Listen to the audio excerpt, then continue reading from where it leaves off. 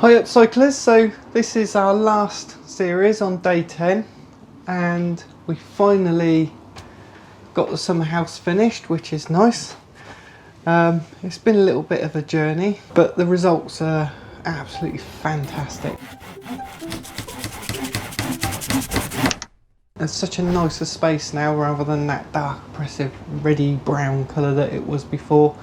A lot brighter, a lot nicer space to be in. So we sprayed the ceiling. So in terms of painting the inside of this, I decided to spray it.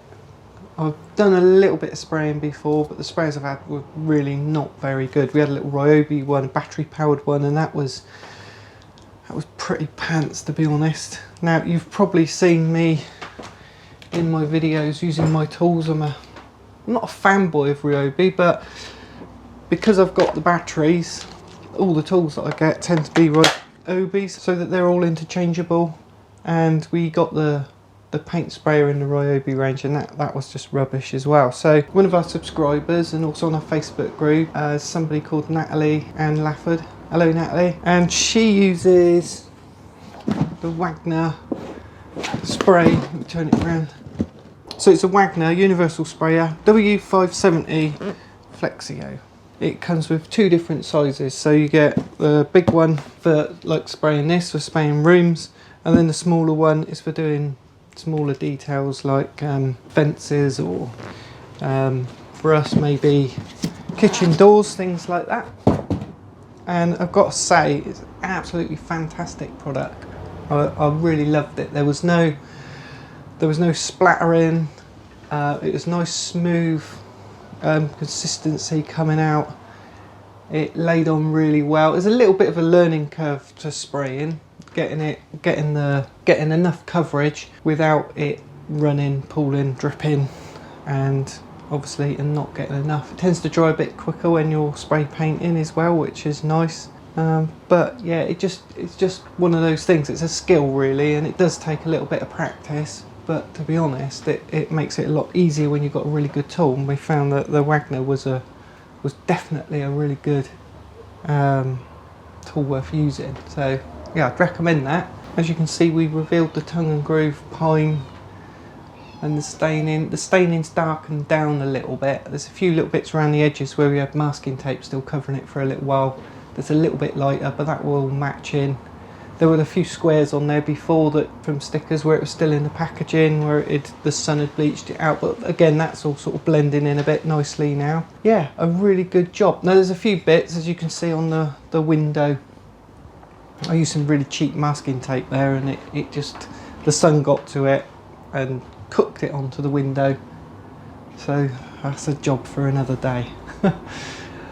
Now this summer house, we was going to use it for homeschooling, and it was also going to double up as my office, and I've already started buying bits of furniture that I'm going to upcycle to go into here. However, there's been a little bit of a development, and me and Stuart have we've got a new premises in the pipeline for upcycle TV, so I'm not going to put my office in here now. I'm still obviously going to do the bits of furniture that I've got, and the colour scheme and everything is going to be the same that I originally planned for, but we're going to be doing it in the new building. Now it means I've got to start from scratch, so we've got to get in there. Literally got to start from scratch. It needs, radiators need putting on, plastering needs doing, the whole place needs painting, floors, electrics, the whole thing. It's going to be a big project, but the fantastic thing is that me and Stuart are going to have a big office each. We're going to have a studio set up for doing our filming and our green screens.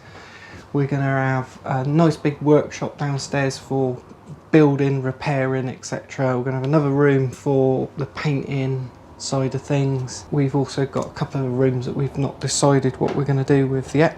But yeah, so I hope you enjoyed this series. It's been a great laugh. Really enjoyed doing it, and it's so nice to now be at the end. You know, I really love it when you get to that last stage where it all starts coming together, and it's usually with a big project like this, that last sort of coat of paint, and you can see it all coming together. And you know, I'd encourage anybody, if you've got an old shed or an old summer house out in the garden that's not doing much, to just get some paint and just tart it up, make it a nicer space to be in. You don't have to go to the level that I went with all the insulation and things like that, but because we're near a noisy road here, I really wanted to insulate it to try and cut the sound down a little bit, but I also wanted to insulate it so we can use this space in the winter, and we're definitely going to be able to do that now. If you enjoyed this journey, if you haven't seen all the videos, I encourage you to go back and watch them so you can see how we got to this point. It's not been a tutorial on how to do it. This has just been almost like a video diary of this kind of journey that we've been on, getting this summer house up to the sort of standard that we wanted it to be. There's still a few more bits that I've got to do. I need to put a floor in. I'm not going to bother doing a video on that. And I also need to felt the roof, which again, it should only take me a few hours. It's quite easy, but I'm not going to do a video on that either. I mean, look at the transformation. I'm chuffed a bit. So if you enjoyed this video, you know, subscribe, like, leave a comment as well if you've got any questions for me about this build and how it went and any problems that I've overcome. Just leave a comment. Be great to hear from you. I'm Simon from Upcycle TV, and we'll see you in the next video.